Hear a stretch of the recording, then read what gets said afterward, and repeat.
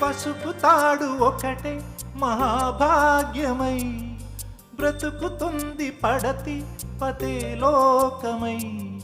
మగని మంచి కోసం పడే ఆర్తిలో సతిని మించగలరా మరే ఆప్తులు.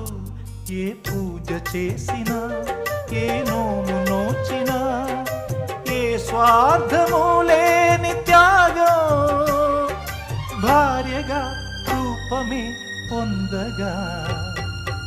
అపురూపమైనదమ్మ ఆడజన్మ, ఆ జన్మకు పరిపూర్ణత ఇల్లాలమ్మా.